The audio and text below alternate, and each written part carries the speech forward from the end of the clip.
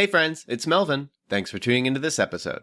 Here's just a few quick things I wanted to notify you guys about before we get started. First up, very soon, new episodes will be releasing Wednesday mornings rather than Tuesday. So don't panic if you don't see a new episode on Tuesday. Just wait a little longer and you'll see it in your feed. Second, we've introduced a mailbag. Check those show notes and toward the bottom you'll see a mailbag link. You'll then be able to text us any questions you might have about movies, the movie industry, or any movie/Christian related questions you might have. Then we'll respond in a future episode, so send us your questions now. Up next, Patreon polls, which are available to Patreon supporters at the $3 tier or higher, have been updated.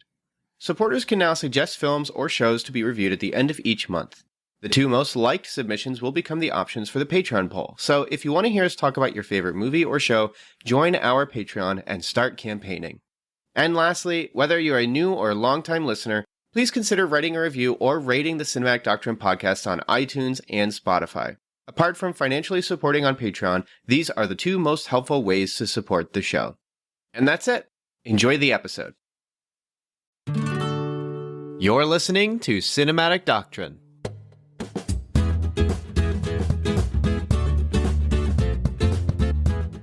Yeah, so if you just press play, you were missing out on 38 minutes. Holy crap, we went long. 38 minutes of talking about not just forgiveness, but how we communicate and process particular biblical things that we're learning or currently learning or believe we have learned or whatever.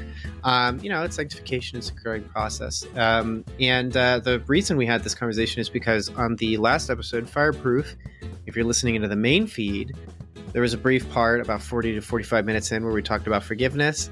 Well, in the original recording, it was much longer. And as the two of us kind of talked through it, and then as I was editing it, we kind of just realized we were in agreement that we didn't really represent the concept of forgiveness well. And by we, I mean me. And we wanted to be careful about, first off, how we communicated with it, and then kind of get into what we really want to communicate about forgiveness. And we literally talked about it for I think an additional hour and a half after the recording. I can't remember how long our phone call was because we just really needed to figure out. And Melanie was good to press me on it too, because the Spirit was clearly using people to press me on this, because the way I was talking about it was not good. So we then spent the 38 minutes before this talking about it, because of course Patreon supporters had heard that content, because it's not just the content in the beginning of every episode that you're getting, but content later in episodes that you also get as well, that I otherwise trim out to bring the episode length down from an hour 45 to an hour 20. So I think it's a really good conversation where we really continue on perhaps why I talked the way I did, but then also why it's good that I backtracked and said, Melanie, you were right, and also a friend on the outside who was also right, and also why podcasting is not just podcasting, but communication is so important in how we share just specifics about the Bible and stuff. In addition to that, also podcasting, because the two of us what we tune into stuff like this, so we're always reflecting on this kind of medium. So 38 minutes of that, you get to tune into it, support on Patreon for $3 a month, and you get access to that and a bunch of other content. You'll hear about other perks for supporting on Patreon as we go through this, and they're going to be a little call to actions come in every 10 to 15 minutes. But otherwise you press play because you wanted to listen to us talk about Princess Mononoke, or Mononoke Hime. And we're doing this because it's May, which again sometimes we coined as anime. It's gonna be May. Which I thought was clever. And then it turns out like every retail company calls it that if they sell anime stuff. So, oh well, I guess I knew it subconsciously. Excellent. But yeah, so we're going to talk about anime stuff throughout this month. I think there might be one week where we don't, but I don't know what we're doing that week actually, but we'll figure it out because it'll also be nice to have a break. But we're going to be starting with Princess Mononoke from Studio Ghibli. Yes. Yeah, it's I don't know. Do you want to actually introduce this one for us and kind of give us some background on it? Sure. So one of my all-time favorite animes, and if anyone wants to argue with me, I will not get into that with you because then I'll get emotional. I'm just kidding. No, it's, oh my gosh. I love this film. I loved it since the first time that I watched it many years ago. And it just tells us, it's a story of man versus nature, told through the eyes of a young man named Ashitaka, who finds himself after battling a demon that attacks his village. He goes on a quest to not only lift the curse from his battle, but also finds himself caught between two different worlds. You have these, so in his journeying, trying to find answers, trying to lift the curse, he comes across a village of people who are trying to create a life for themselves. And in order to do that, they've been destroying the forest. But they also are met with opposition from the forest gods and forest creatures of that land who want to preserve the forest and want to preserve their way of life. And these creatures are very large. So they're not just like your average size wolves or average size boar or anything like that. They're very, very large, and they're viewed as gods of the forest. And so Ashitaka finds himself in the midst of these two sides. And I think that the film is just so beautifully animated. I feel like it's such a compelling story that has just all the things you want in a good story. It's funny, it's dramatic, it has exciting and excessive action sequences. Yes. If you're squeamish about blood, this probably is not the movie for you. And it's also Hayao Miyazaki's, like, at least to my knowledge, his only really bloody, violent film that he's ever created. If there's another one out there, I haven't seen it. And the characters are great. They're very relatable, even in this very fantasy-driven world. And my favorite characters are the little kudomas, those little white they're really cute. Tree spirits. They're so adorable. I want a keychain of them so bad. But anyway, that's basically the premise of the story. And if you haven't seen it yet, I would highly recommend it. I think it's a phenomenal, phenomenal story. But as a disclaimer, Miyazaki normally does things for younger children. I would definitely exercise more caution just because of the violence. It is very bloody. So that's something, if you're thinking about a family movie night, you might want to think again, depending on how old the kids are, what your comfortability level it's is. PG-13 for images of violence and gore. I almost would say it's less bloody and just more like severed. That is true. It's less dripping and more just like shocking, things. It's very. All of the violence is played in a very shocking manner. Yeah, for sure. So that's definitely present. But even on that note, like I this is my first time watching it in definitely over a decade. The first time I watched it, when I described this to my boss, he went, "Whoa!" The first time I watched this was when it first aired on TV, which was on Cartoon Network. Whoa! On Toonami. I remember the amazing. Advertising for Toonami when they're advertising the prep for this, and I was like, "Oh, that's so cool! I want to watch that." And I didn't know anything about Studio Ghibli. I didn't know anything. That takes me back. So anyway. Yeah, Toonami would do these like Saturday night like movies and stuff, and yeah, so I was super excited, checked it out. I think I recorded it, so this is like early TiVo. Man, this is really old. And I was definitely too young to watch it in respect to like violence, because this was my first time experiencing, I think, a trauma response to violence in a movie. And I wouldn't say that was bad. It was really more curious to me because I felt like the pit in my stomach. Specifically, so the one particular group in this film, they have guns. No one else does, but they have guns. Right. And they're very primitive, like giant. They're like mini hand cannons. And like, there's just like a part where like these samurai are coming and charging, and then they just line up the guns and fire. Smoke scatters everywhere, and as the smoke dissipates, they just show like all these samurai, and their like limbs are gone. It's just like, oh my gosh, like, yeah. I was like, oh, my stomach. And so I remember that lingering. Shocking. So it's pretty funny. I don't think it was like my parents were being bad parents or anything, but it was just, it was a very early experience in that respect, which I very much appreciated because the movie's also awesome. So all of that was really cool. Being able to watch something that I otherwise probably wasn't the best to watch as a kid, which always feels cool. But also like the movie's very pretty, like you said. And I think there is a way in which, even though it's, I would say, a pretty high concept isn't the right word because that actually means something different, but it's very highbrow in terms of like the movie's almost like a political drama between like warring factions, and like they just happen to be humans and then gorillas and then wolves and then boars. And so even though they're all like these different animals, that there's very much like this sense of like honor and duty that's present, while also a recognition of like the concepts of life and death and like how they play into their like lifestyles. And it's just like, it's very, it's big. I would almost go so far as to say like epic is the right word to describe the setting and tone of the movie. And yeah, there was just something kind of awesome about like, like just being like, I don't know, I guess I was probably like 7 watching this, because I'm pretty sure I watched this when I was in elementary school. So yeah, this is a long time ago. But obviously this rewatch, of which I did very recently, so I didn't just I didn't just go into this episode with the memory I had of seeing it as a kid, although that'd be objectively funny. You may not know this, but the easiest way you can show your support for Cinematic Doctrine is to rate and review the podcast on iTunes, Spotify, or wherever you listen. So press pause and share your thoughts. We'd love to hear what you have to say.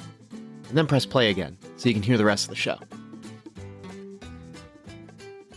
Did you feel like there was something in particular that really stood out to you more this time than the first time? Because like when you're a kid, I know you talked about this a little bit, but for me, it was like, oh, look at all that action. And, oh, look, there's San. She's riding on a wolf. Cool. So cool. So I was very excited about that. But I think there were just other themes that I gravitated towards as watching it more as an adult. And I didn't know if there was anything for you, because you hadn't seen it in so long. Was there anything for you in particular that stood out to you more this time than the first time? Well, I do know that apart from the trauma response to some violence, one of the things that lingered with me that I really liked was I just want to get this name right for this character. Lady Eboshi, she is caring for like all these different groups of people. And then in one particular case, we learned that like she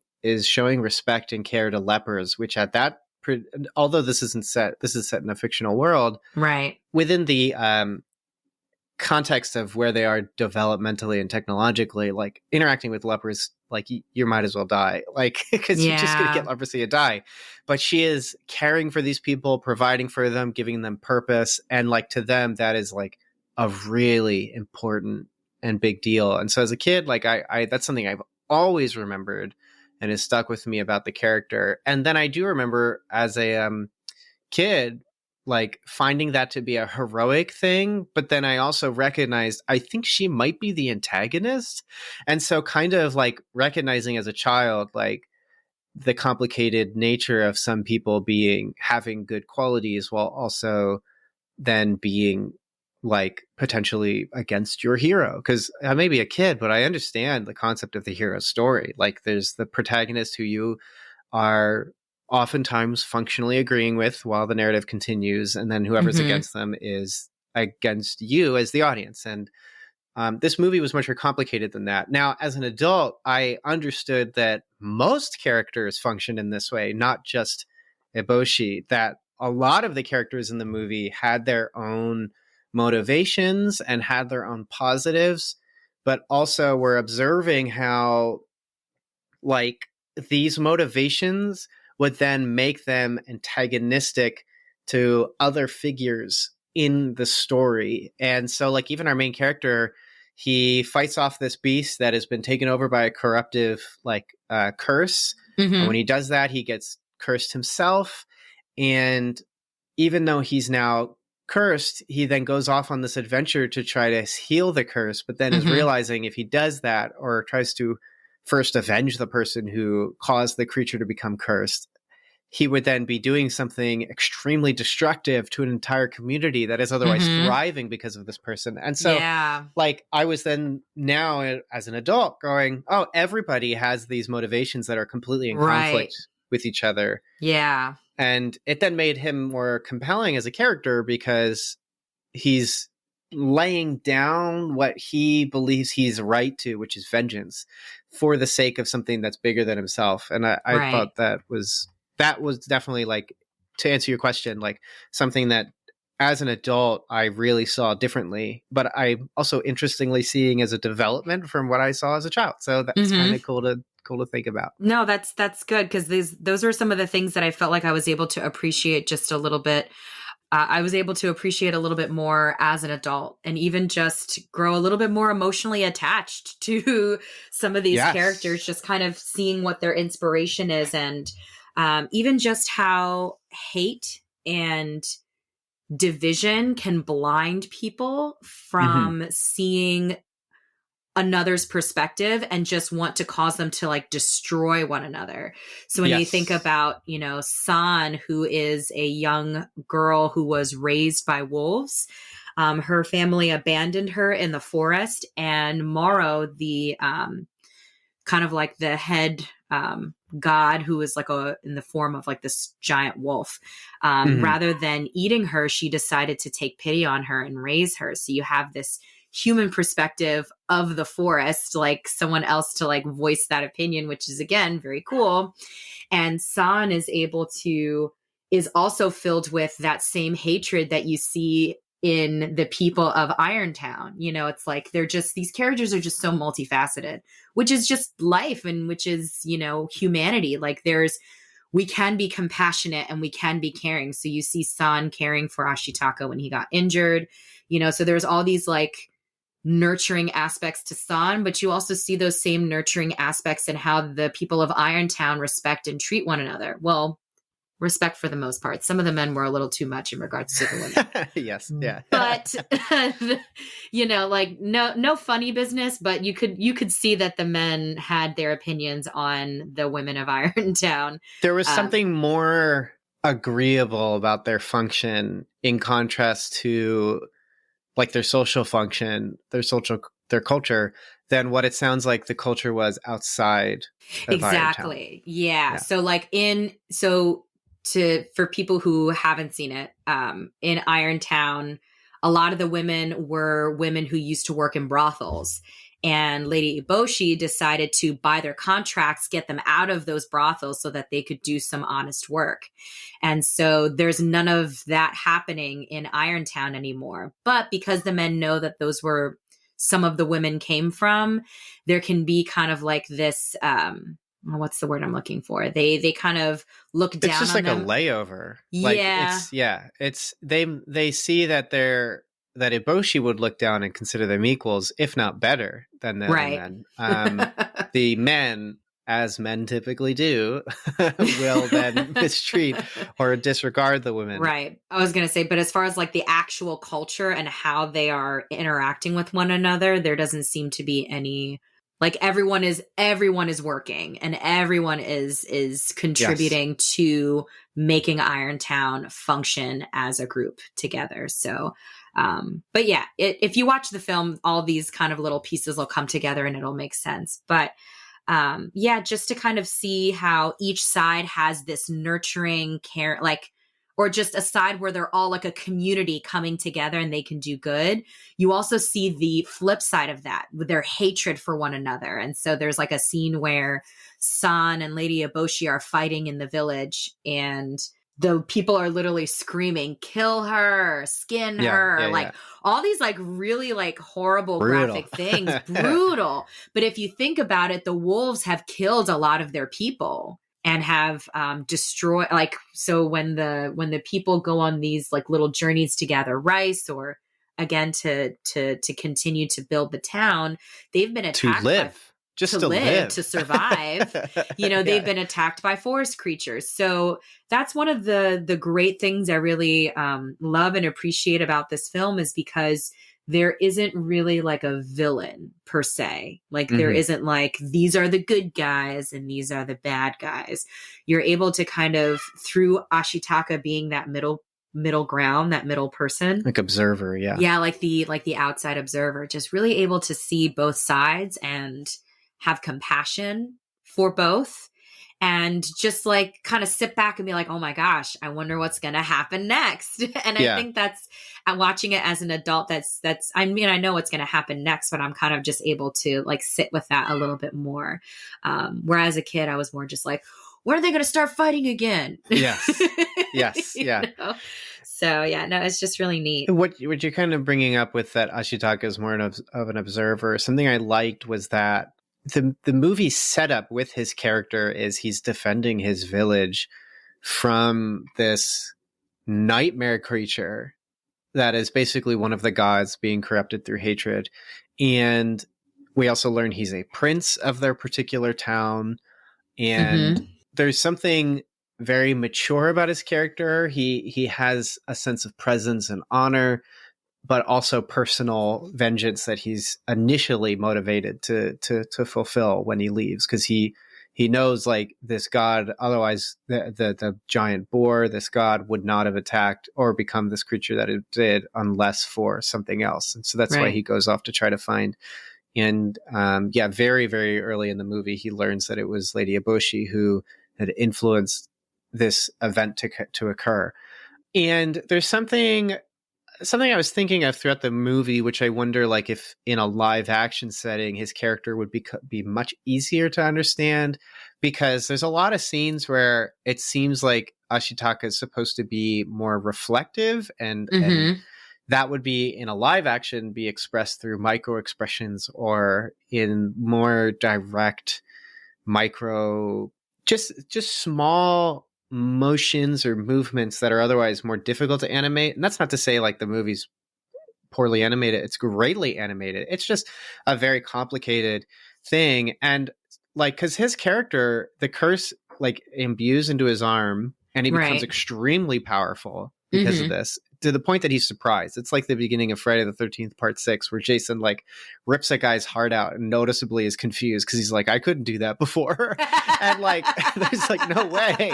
And he like is riding a horse. These men attack him. He fires his bow and like the arrow slices through two guys. This one guy's both of his arms, and he just loses them, which is like, that doesn't happen. But clearly through the power of this curse, now it does.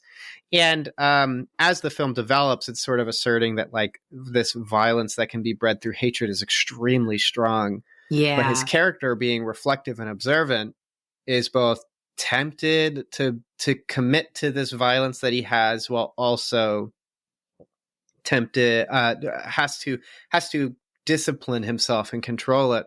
And I was thinking like one of the like recurrent kind of consistent themes is that like hatred is intoxicating and powerful and strong.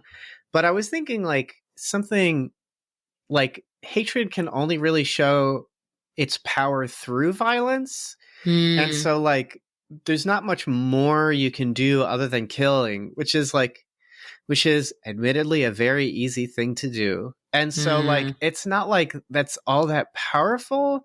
And yet the movie also has this consistent thread of like the difficulty it is to commit to something like love, which under that category would be like creation, positive creation, not destruction, like hatred, of which destruction sometimes is positive. I mean, they have to destroy part of the forest to work on the iron and stuff like that. And that is a positive thing. They need iron.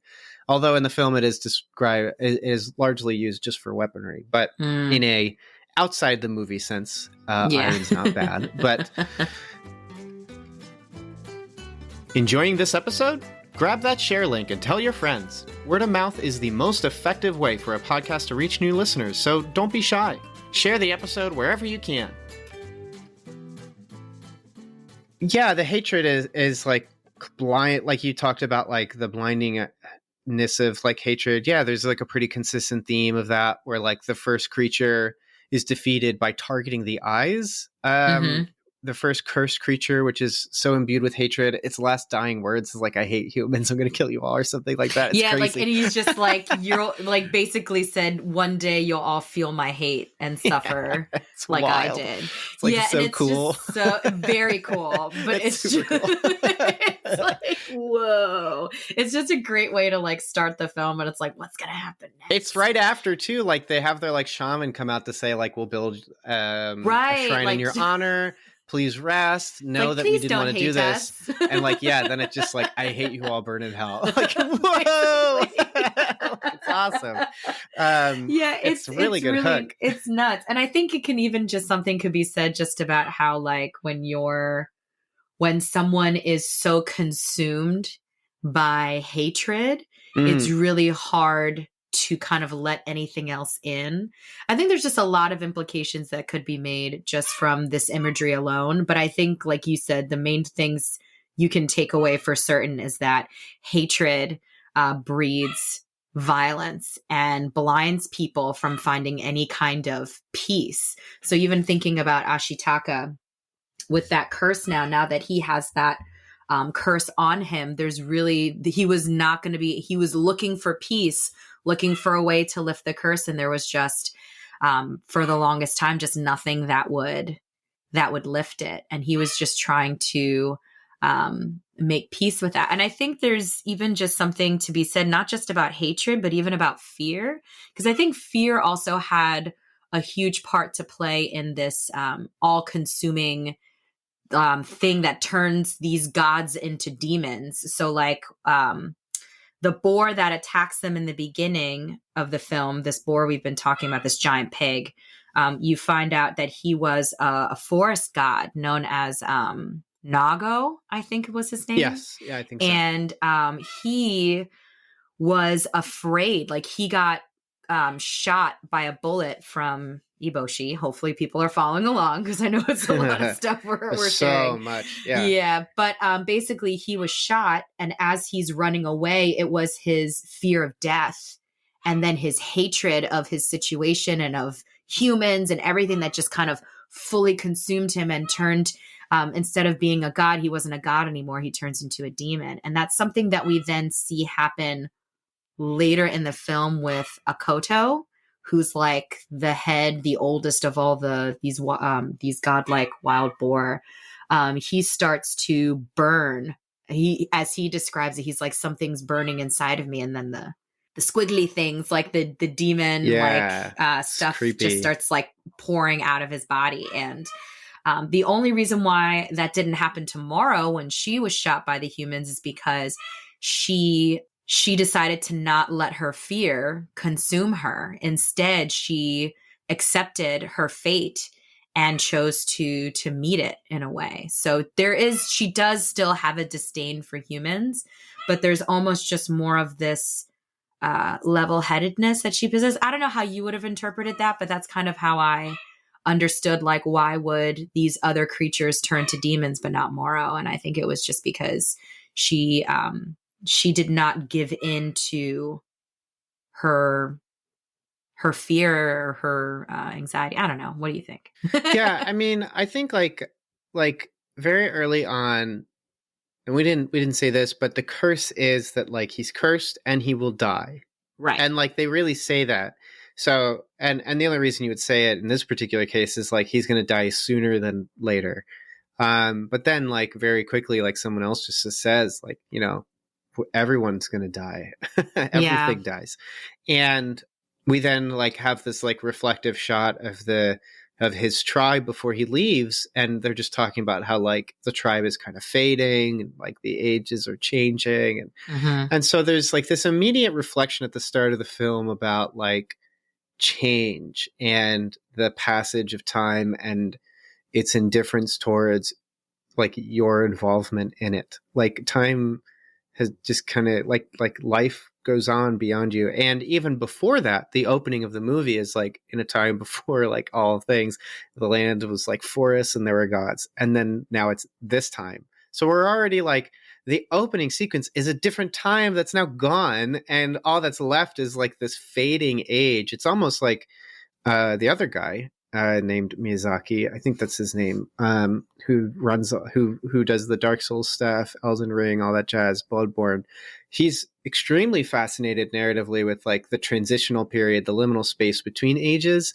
And that's why like all of his games are set in worlds that are like dying, but not just dying, but like giving birth to like something new. And like there's something really strange about that period of like already and not yet kind of thing. And this movie is like that frustrated period between where like even Eboshi is like trying aggressively to stay ahead of the game, which is helping because she's able to completely decimate enemies and like take them out on the battlefield and like just win and take control.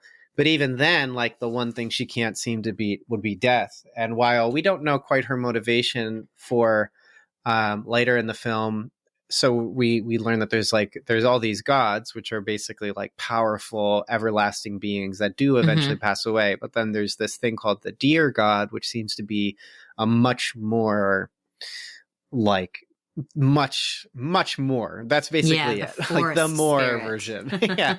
And there's sort of this motivation to like, if we can get that, something will happen. And with the themes, like the film very much has like conversations between other characters that clearly you are not knowledgeable of what they are knowledgeable about. And that's something I appreciate about the movie, that it kind of just does that.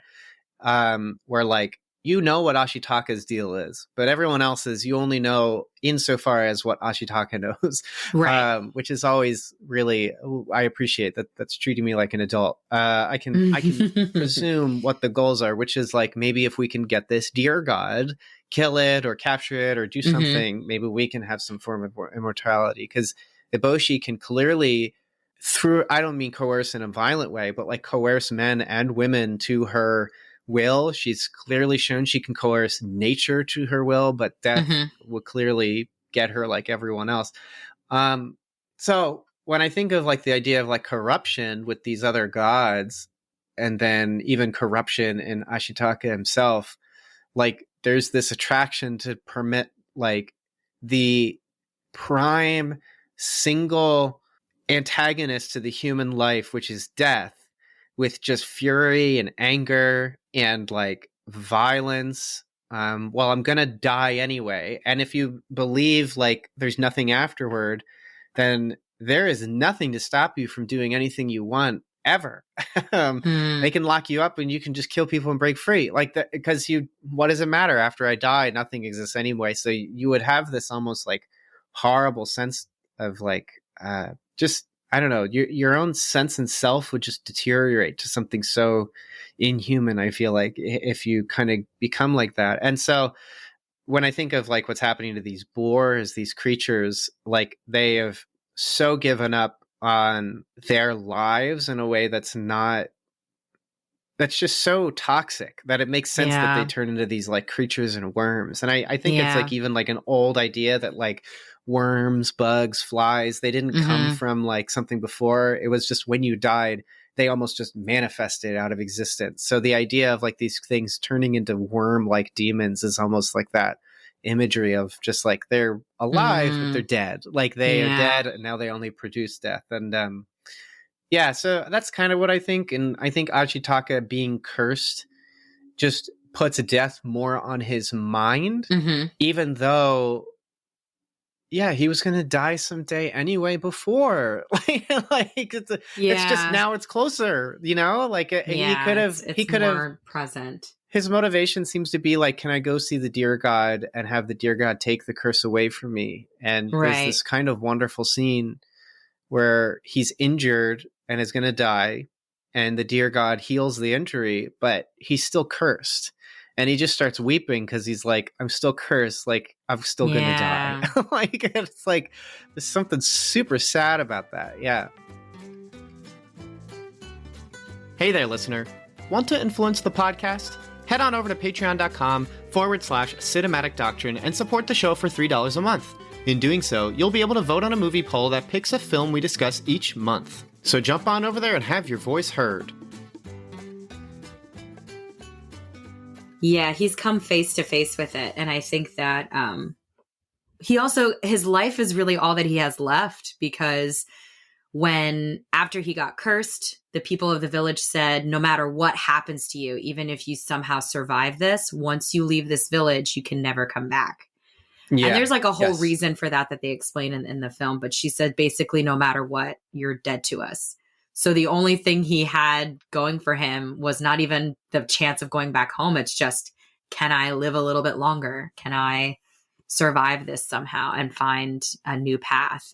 Or to see with eyes unclouded by hate, which is what the old wise woman foretold he would need to do, which he ended up needing to do in this new place. So it's really, really fascinating. I think this film just has a lot that can be shared or can be thought about after you've even watched it a few times.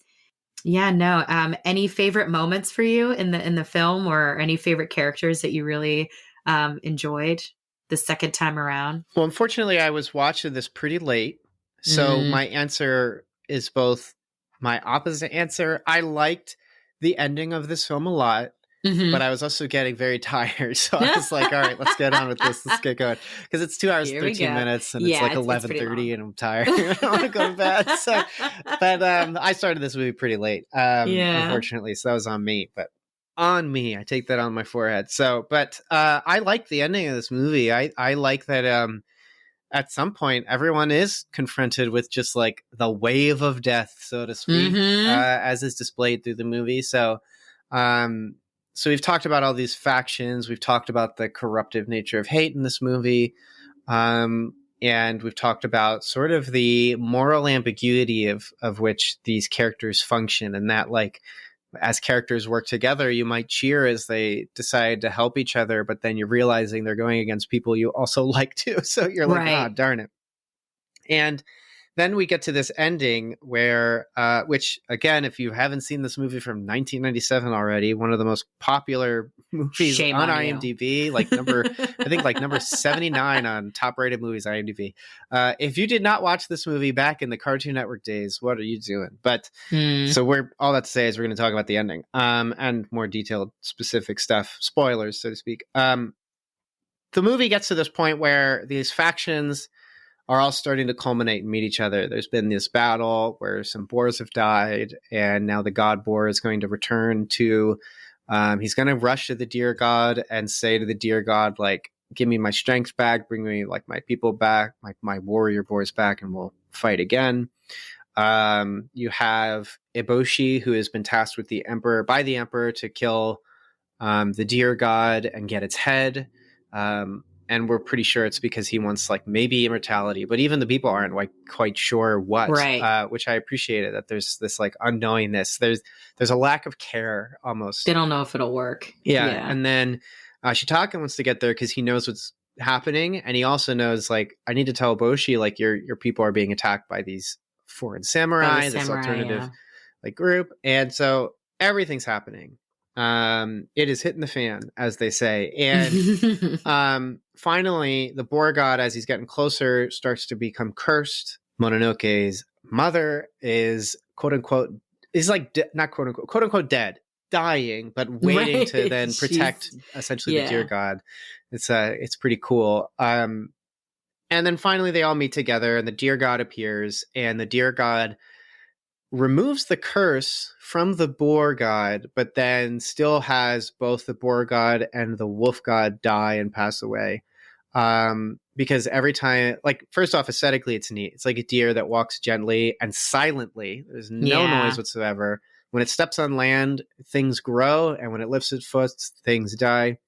When it walks on water, that's what it does. It walks on water, which is pretty cool. And it shows up. Ashitaka is still cursed. And then as it transitions, because during the day it's a deer, and at night it's the night walker, whatever that particularly means, not quite sure. Just that big tall thing walking through the trees. Basically. It's super cool. I'm sure some of these things are lost in us as Westerners, as gaijin who do not know anything about Japanese folklore. But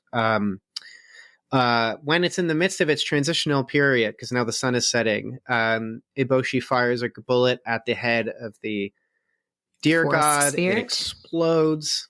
and then this bubble starts to burst, and the bubble is like a wave that spreads out, and if it touches something, it just immediately kills it. And then we see that it turns into a giant headless creature, and it is searching for its head.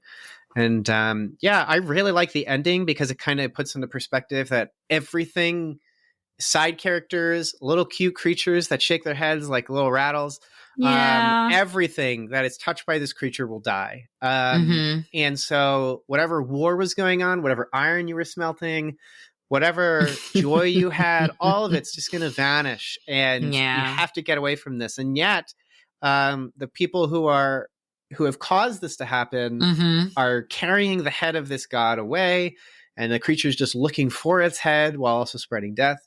And it seems to be that there's a distinction between these two things. The creature itself is oozing death everywhere, and then the head, which is locked up when it's opened later in the film, has like a pure water look to it. So it's almost like life is, I think, the assumption here.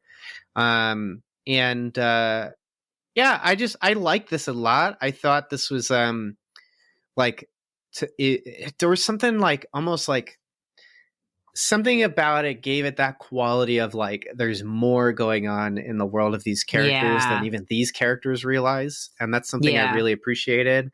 I think just the concept of death does that to man anyway. Life and death, those two things, I think assert that there must be something more going on than just the cosmos decided upon its own randomness that we exist, and then also decided on its randomness that we die too. Like I like that there's purpose that seems to be going on in the story.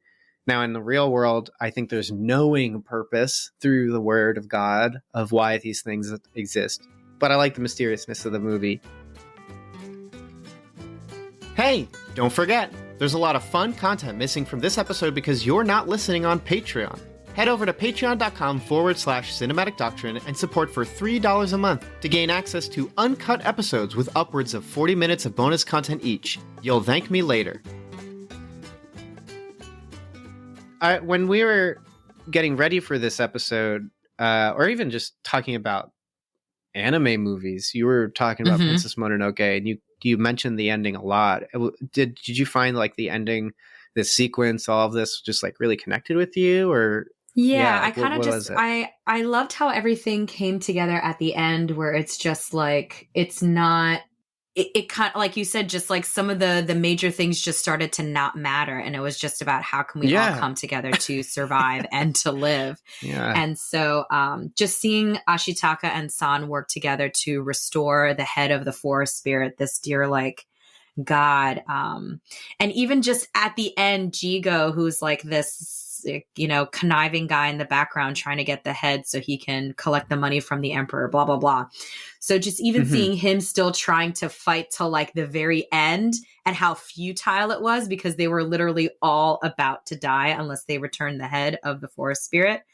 It's just like, I just thought it was so captivating. And then what I loved about the end, and again, major spoiler, so if you plan on watching it, don't listen to this, was the end, and how when the forest spirit receives its head back, it kind of just falls on everything because it's so huge. It falls on Irontown. It falls in the forest.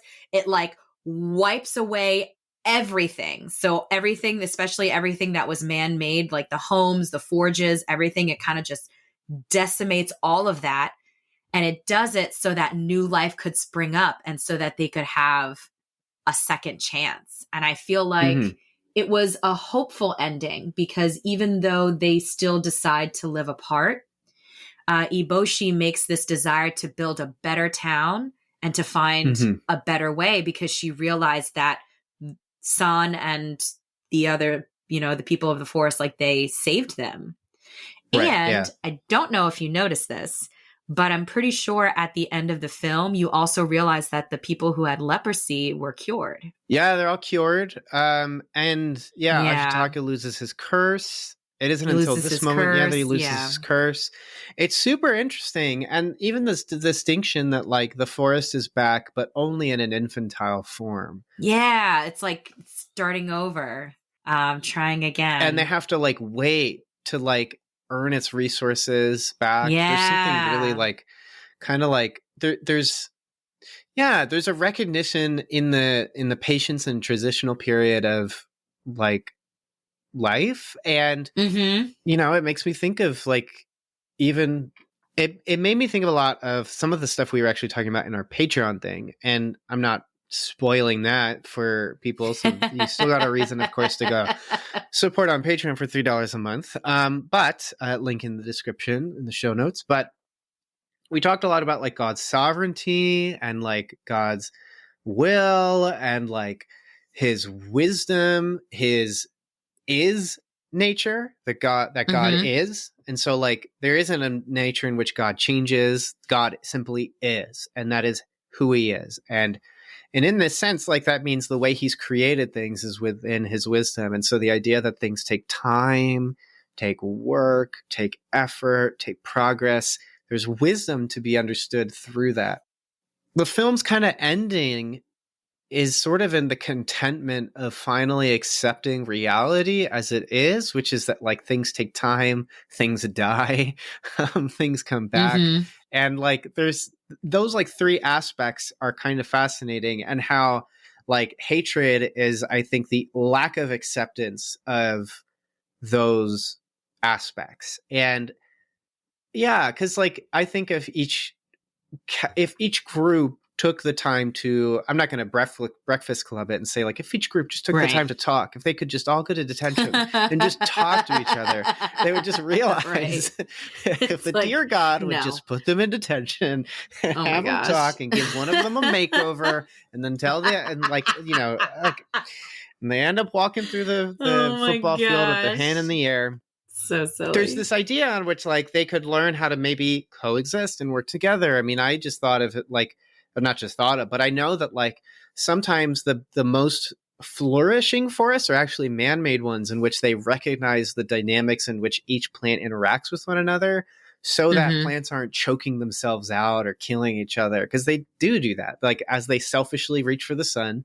of which they're not moral, so they're not like actually selfish, but like they do end up decimating and killing each other. And so there's this way in which like the human's involvement in the pruning and caring for these plants actually preserves and better takes care of it. So there's like something about like that ending in which the contentment recognized in the way the world is permits this coexistence. And yeah, I think that's great, because it's also in recognition of like death is such a primary problem in which they all have to worry about. Every character in this movie, everybody had to be scared. Like nobody was safe.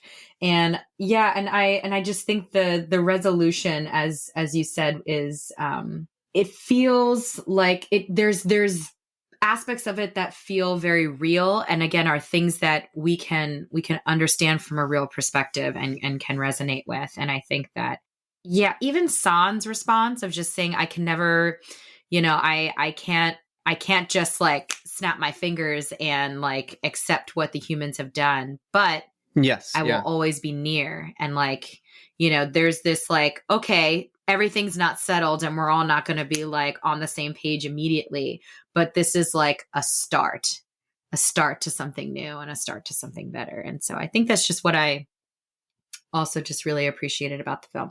I just think overall it's very well rounded. I know that we've given a lot of like splashes and spoilers and like chunks of this film, but I think if you haven't seen it in a lot, oh my gosh, so much. But I think if someone hasn't seen this before, or if they haven't seen it in a long time, like maybe since they were a kid, I would highly recommend watching it again, just because I think it would, you would see a lot more of the film. You'd view the film a lot more differently than you had the first time. So yeah, it's just a great movie. It's really, really solid. And I even think the dub, and I know anime fans are going to hate me, and I don't care. Did you watch the dub? I did. Of course I did, because it's actually a really good casting, I think. I'm sure it's good. I see John DiMaggio's in it. Love my boy Marcus Phoenix. They also had Claire Danes. They see that. Billy Crudup. They got Minnie Driver. They had Keith David. What's his name? Tara Strong, of course. Billy Bob Thornton. Yeah. Yeah, like just these very compelling actors.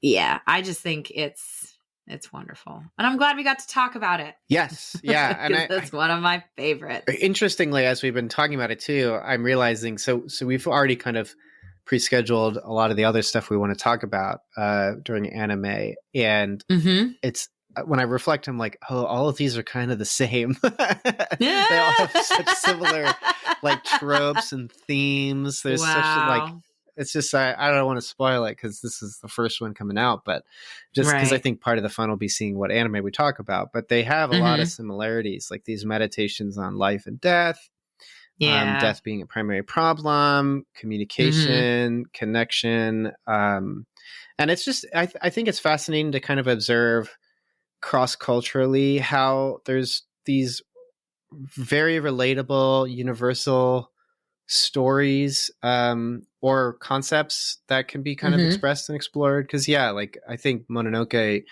is also very much like a Japanese influence bred story, but it's extremely accessible in like its adventure, in its story, in its action, its animation, its music. We didn't even talk about that. It's so good. Beautiful, it's really good. Beautiful music. Even when they end up going to like the forest, the deer god's like pond, and like the style of instrument and music, I'm like, oh my gosh, they had to have used all that as like temp music and like references for Elden Ring, because there's like a location with like the exact aesthetic. It's like crazy, but it's great. So good. And it's like the first thing you'll notice with the movies, the music, because it's so sweeping and the movie is very much epic in that respect. Did you know Cinematic Doctrine has a blog? Visit cinematicdoctrine.com to read extended thoughts on movies or movie industry news from our contributors. Plus, you can find our podcast on there too. I think I'm winding down. I think my night is coming to an end. So I think it's probably time for recommendations. What do you recommendations? I feel like we should have theme music for that. I'll brainstorm. I could brainstorm some theme songs. I had one and then I lost it. I can go first. That's fine. Yes, please. Please do. Yeah, so I figured it'd be fun to recommend anime that I watched, of course, a long time ago, but now I'm just kind of reminding myself was good.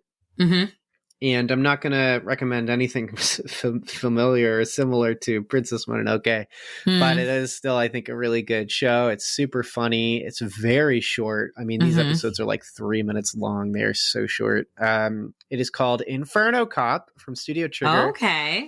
Set in Jackknife Edgetown. Inferno Cop has to dish out justice. He is a skeleton cop with his head on fire. It's so awesome. It's super funny. Goodness. It is ridiculous.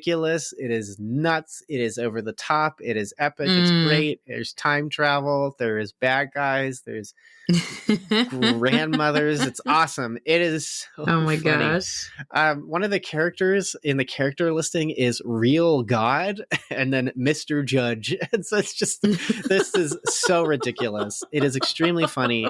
There's like 13 episodes, 12 episodes, 3 minutes each. So you'll be done in no time. If you got Crunchyroll, you already have access to it. Check it out. It's so funny. And Princess Mononoke is like the polar opposite, right? So you have so much you can draw from and like meditate on, and it can really like push you to think on like how to be content in some extremely difficult and hard things. Inferno Cop just says, punch it in the face and light it on fire. Check it out. It is so much fun. Oh man.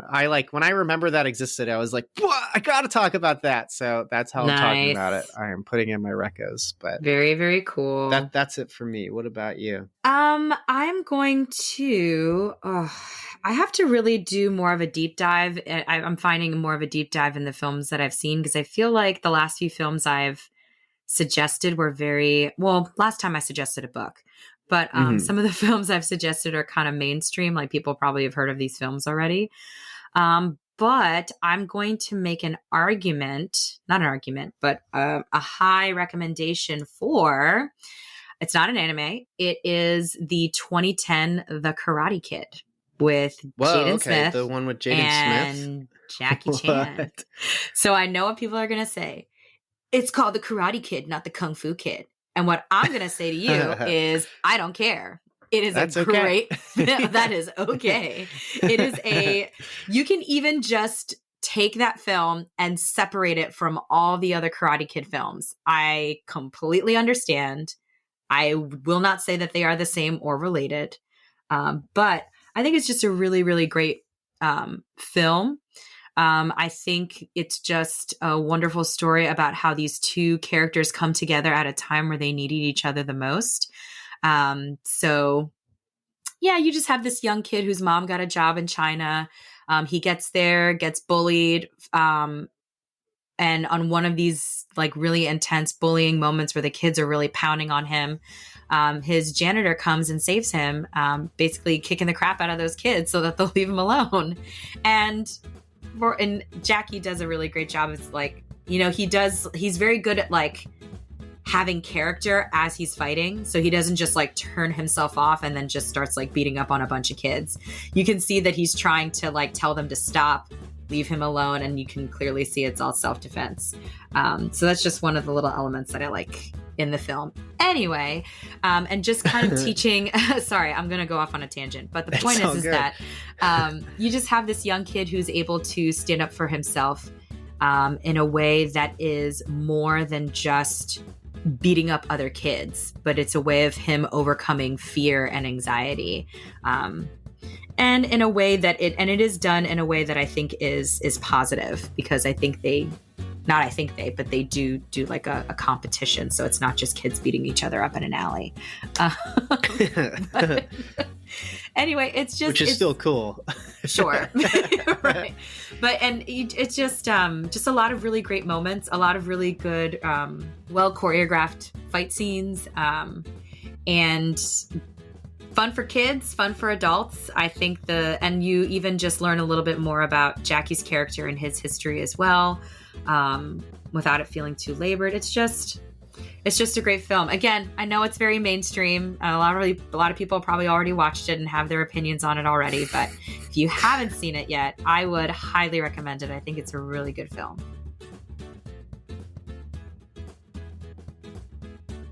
Thanks so much for checking out this episode of Cinematic Doctrine. If you enjoyed this episode, consider leaving a review and subscribing to the podcast. And as mentioned before, Cinematic Doctrine has a Patreon. For as little as $3 a month, you're opted into a once-a-month movie poll where you decide a movie we discuss on the podcast. There are other unique benefits that come with supporting the podcast, so be sure to check that out at patreon.com/Cinematic Doctrine. A special shout out to those who support at the Art House Theater tier on Patreon. Thank you so much, Mom, Dad, Melanie, Shirley-Ann, and Thomas. You guys are the best, and your continued monetary support is greatly appreciated. Until next time, stay cool. Want some Cinematic Doctrine swag? You're in luck! We've got 3-inch Cinematic Doctrine logo stickers exclusive for Patreon supporters. Perfect for your travel mug or laptop. Head over to patreon.com/Cinematic Doctrine, link in the show notes, and choose the Independent Theater tier. Doing so will net you other perks too. But let's be real, the podcast stickers are the coolest perk. So get yourself some podcast stickers by supporting on Patreon.